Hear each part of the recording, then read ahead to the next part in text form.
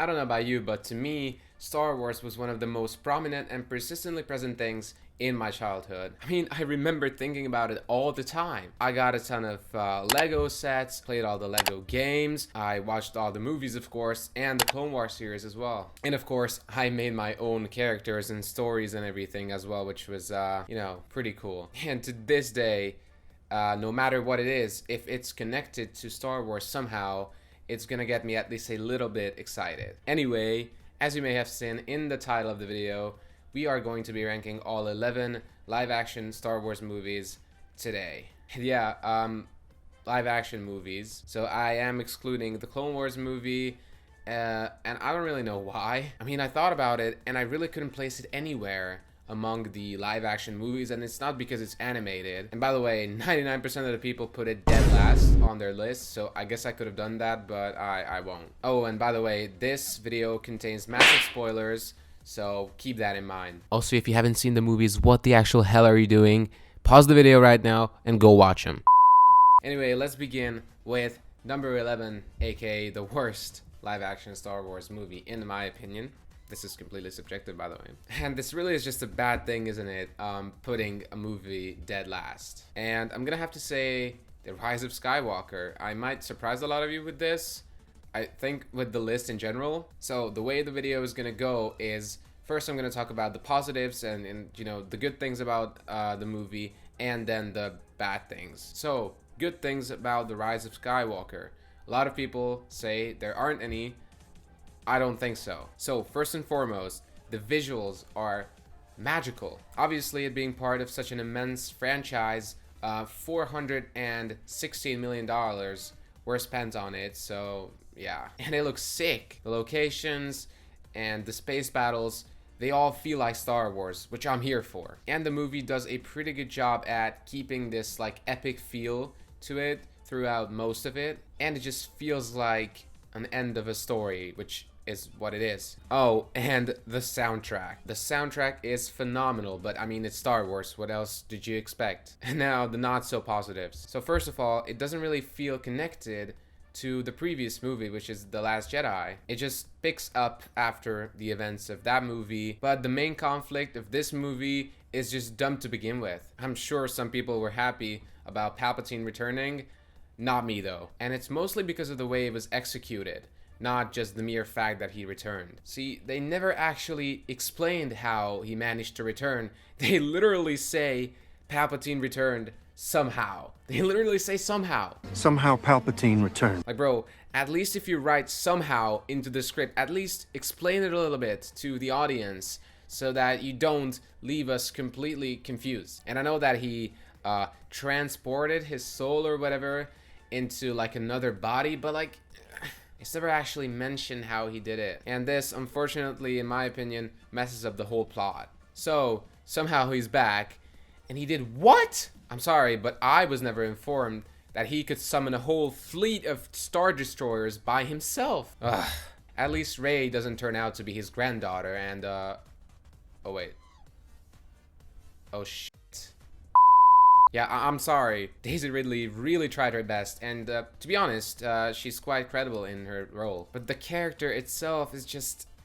And a perfect way to handle this awkward situation that a character with very little development throughout 2 movies gets to be the ultimate hero would be to not bring Palpatine back, and rather make Kylo the main villain, for example, who then maybe ends up returning back to the good side or something, and perhaps sacrificing himself. I don't know. And call it corny, I don't care, but tell me the actual ending wasn't corny. It was corny, even with these Force ghosts, and in fact, they could have used these Force ghosts to persuade Kylo to turn back to the good side maybe. But my main issue is that if it wasn't for Rey, all of what these legendary heroes like Luke, Obi-Wan, even Darth Vader, Yoda, all of them, what they did would have been for nothing. And I don't think that Rey as a character is worthy of being the most important of them all. Again, the whole original trilogy was the build-up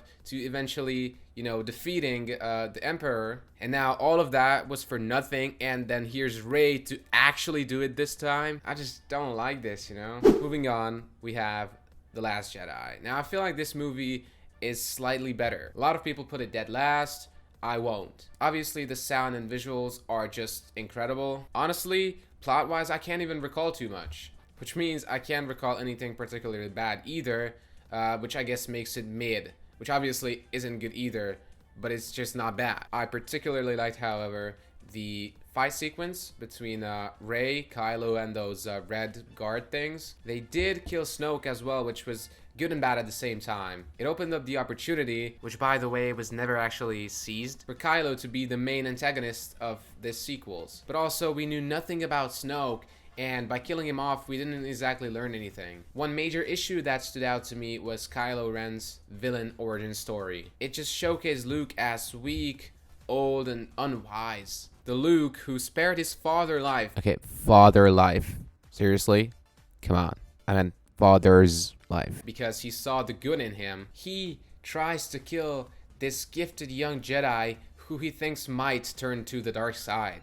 And he fails as well? How lame. Like, oh, and this might be a sensitive topic for some of y'all, but writing out Princess Leia of the last movie would have been convenient for multiple reasons. And at the end of this movie, The Last Jedi, her ship kind of explodes and, you know, she's launched into space. And then she survives. And I get it that this is to show us, you know, that she is force sensitive, that she's got the force in her. But we kind of already knew that.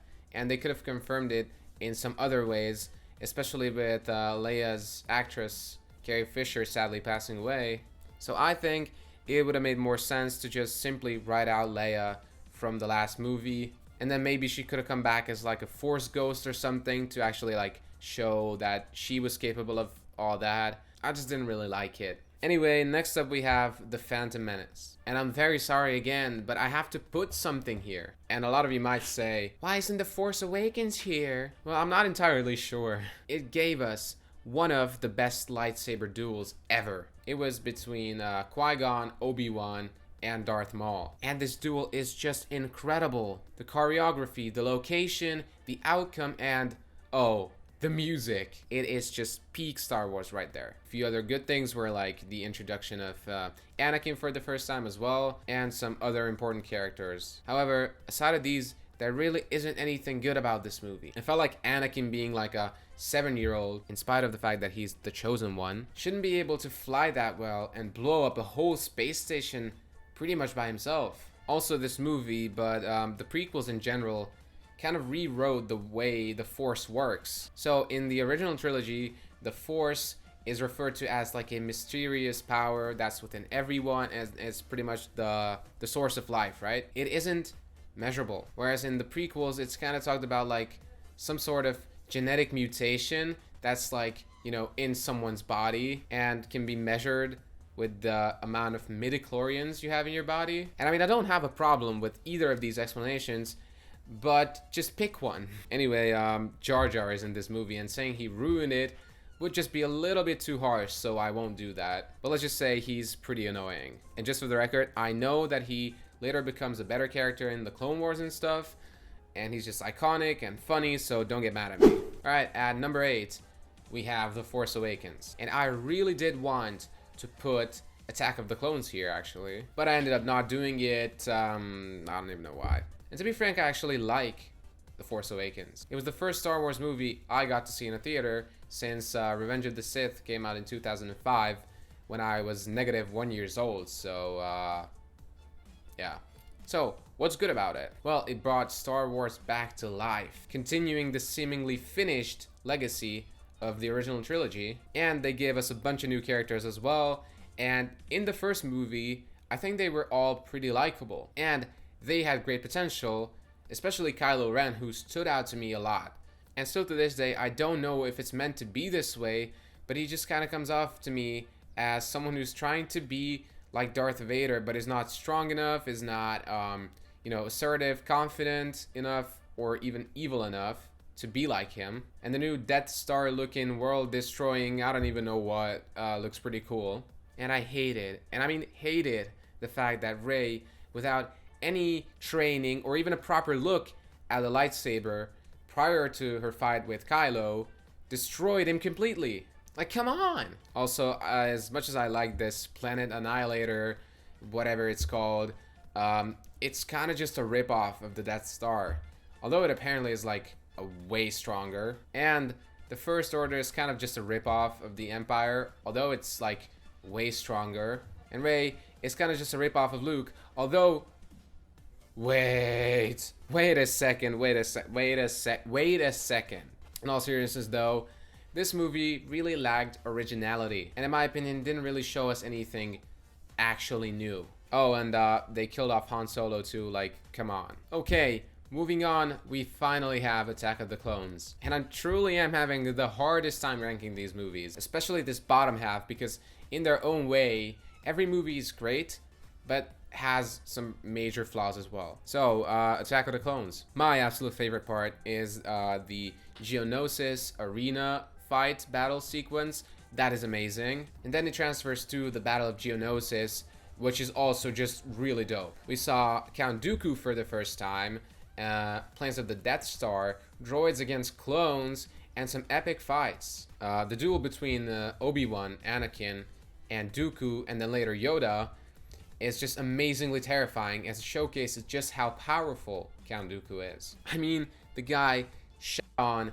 both Anakin and Obi-Wan without even trying that hard. But then, I'm sorry, but okay, so I do not hate Hayden Christensen at all, okay? I think he's a good fit for the role, but I still, just like most people, have a really big problem with the cringy scenes with Padme. These scenes are just poorly written. It's badly executed romance, which, you know, happens. And, I mean, it's fine, I guess, but there's kind of a lot of them. Also, with the prequels in general, I feel like the events are just a little bit rushed. We go from place to place without enough emphasis on the change itself or the reason why we made the change in the first place. Oh, and can we talk about how Dooku literally told Obi-Wan about Palpatine and he just couldn't figure it out? Like, seriously? And, like, I get it. It's easier in hindsight. But he's a Jedi, for fuck's sake. Even I would have guessed it. Anyway, we are now at number 6. And here, I'm really conflicted. I ended up putting Solo, a Star Wars story here. And just like the previous ones, I'm sorry. Although placing this movie this high in and of itself, I think is controversial enough. And I'm just like a tiny bit biased here, but seriously, what exactly is wrong about this movie? I think it's a pretty good origin story for Han Solo, although they didn't really show his like early childhood, which in my opinion is not a problem. And then we have some riveting action sequences, like truly incredible. We have some badass characters and Darth Maul. Okay, I know it was just a cameo pretty much, but still. And I mean, this movie has Woody Harrelson in it. The guy is a legend. And I thought he gave a very credible performance as this true outlaw, you know, who doesn't trust anyone or can be trusted. This movie is great. Again, a lot of stuff going on, but I feel like in this one, the pacing is just done right.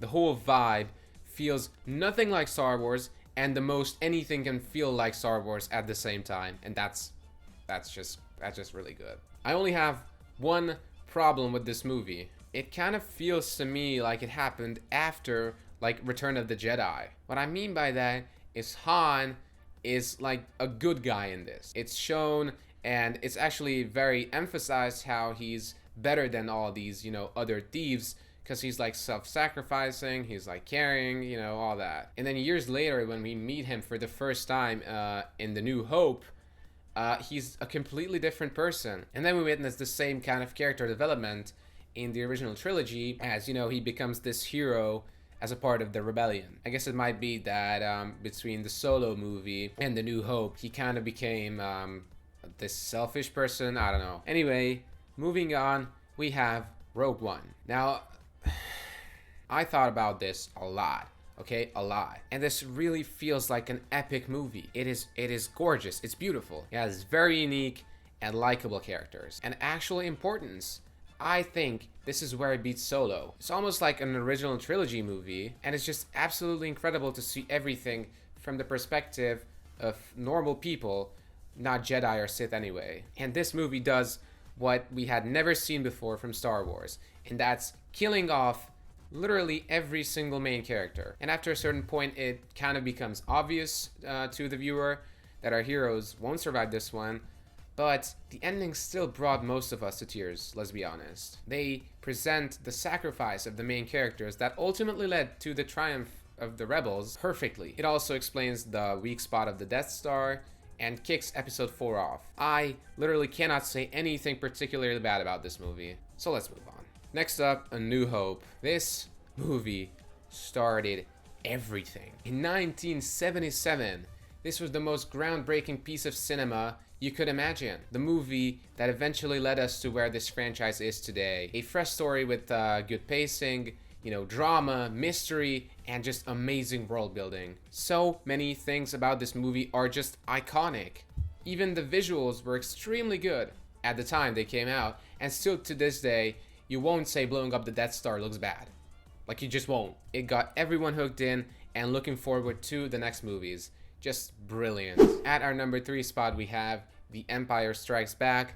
Now, I'm pretty sure overall, this is the highest rated Star Wars movie, but this is my subjective list, so we don't care about that. This was the sequel to the movie that changed cinema with one of the biggest and most iconic plot twists of all time. The new characters, the locations, the fights, everything about this movie is just a vibe. It is just iconic. I'm sorry, it's just iconic. And the character development, compared to the previous movie, is just exquisite as well. Luke learns the truth he had felt so deeply, and Vader shows a little bit of mercy, which makes Luke realize that, his father still has some good inside of him. And this is just the perfect setup for the ultimate finale, Return of the Jedi. Oh man, this is just, seeing Vader finally turning back from the dark side and seemingly killing Palpatine gives me goosebumps every time I watch this movie. Luke looks like a proper Jedi master, knowing what to do, and him not being scared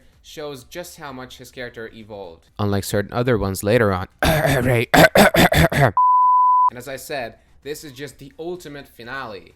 It has everything. Fall of the evil, rise of the heroes, redemption, even the love thing gets sorted out. 10 out of 10 movie, just like the previous few, by the way. And at number 1, and again, let me just remind you that this is my list, okay? It's completely subjective. It's Revenge of the Sith. And to me, this is the Star Wars movie, okay? So when it's Star Wars, I think of this one. And despite the prequels in general sorely lacking quality in many areas, this movie alone, even without the Phantom Menace or Attack of the Clones, could have been a damn near perfect prequel to the original trilogy. It has non-stop action, no time wasted on poorly executed romance scenes, only a little bit, but those are also significantly better. We can also see how Anakin eventually falls for the dark side, and we understand it. And I think Hayden Christensen is great in this movie. And there's a lot of lightsaber duels, and I'm all for them. Dooku dies, Grievous dies, Padme dies. I'm spoiling it all, and yeah, well, I guess it's not my fault because I already told you about the spoilers. And again, like, why are you watching a video? You know what? Never mind. The Order 66 scene is just epic, and we haven't even talked about the Anakin and Obi-Wan fights. So, this has been my ranking of all the live-action Star Wars movies. I really hope you enjoyed it. If so, please consider liking the video and subscribing to my channel. I'm planning to make more videos like this. In fact, this is probably the future of the channel, so stay tuned. Let me know your rankings in the comments below, and see y'all next time. May the Force be with... Okay, this is gonna be cringe. Peace.